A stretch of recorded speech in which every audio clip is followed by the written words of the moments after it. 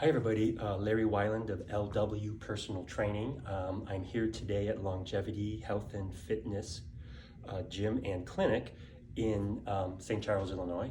Shout out to Dr. Rob Gregory, who is the chiropractor who owns and runs this very fine establishment.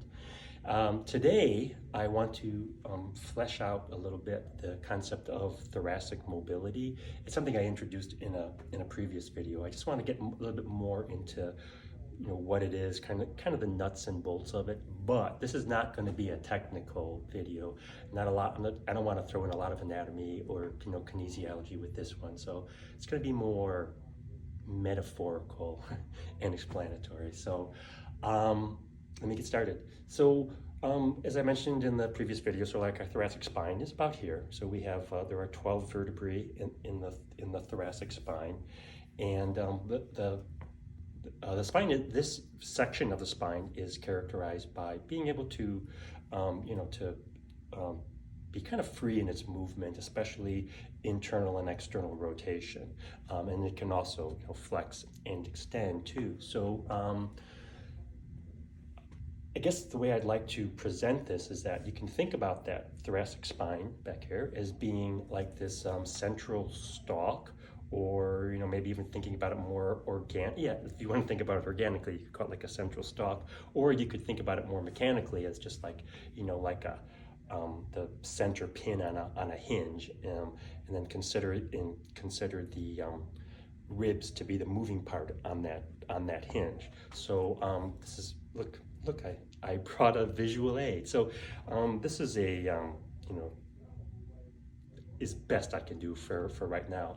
But this is would be an example of, like, let's say that this represents a thoracic vertebrae, and this would be the rib on it. So so the rib can rotate forward, it can rotate back, it can also it can also extend, and it can also flex like that. So the spine itself is kind of what's doing that in large part doing that rotation, and then the rib is just being allowed to move there too. But there are some muscles that act on the ribs themselves too. But it's very useful.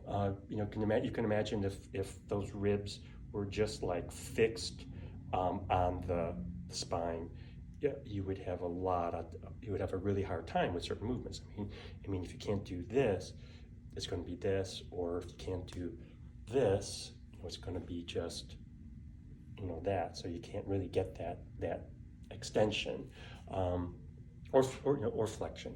So like a lot of movements that should be easy for us just wouldn't happen. And we put a lot of stress, like on our neck. We put a lot of stress on our shoulders, just because they'd be trying to do the things that we can also that we can get from that thoracic spine and rib movement too. So really important, and again, to think about like what it contributes to our ability to move. And we tend to lose that thoracic mobility for a variety of reasons. I mean, getting old just often means just an increase in stiffness generally, but it doesn't have to get to be that far at all. And we can maintain a lot of our thoracic mobility as we age too. So the way the process usually happens is that we live so much of our lives forward like this. I mean, we eat, we write, we work on a computer, we pick up a child, and we drive, all kinds of things that we just do forward like this. So our body becomes really used to this neuromuscular pattern, and we get neuromuscularly and anatomically, we just really get this kind of shortening and tightening here. We start to get like a forward head. The muscles in the back become really stretched, and they lose a lot of that mechanical advantage that we would like them to have. So I mean, I'm sure we've all seen we've seen this a lot. This is what we're I'm not going to say destined to, because we're not, but it's something that if we don't do anything about it, it's definitely more likely.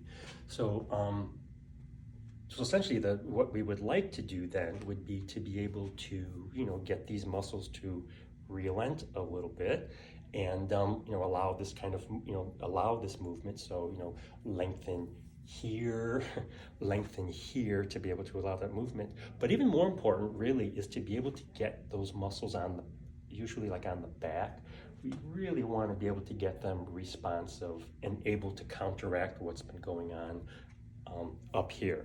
So the idea is, really like it is a two-part solution. But I would contend, and this has been my experience, is that really the most important part of it would be able to get those back muscles more responsive, get them to know what their role is in this again, so that we can be able to get back to those kinds of movements.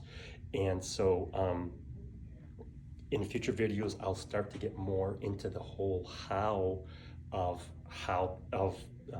what we can do to get out of thoracic immobility and start to get back the ability to use our thoracic spine in the way that we want, in a way that's healthy and is going to help to reduce our risk of injury and just help us enjoy life more. So thank you very much for watching, and I'll be posting some future videos.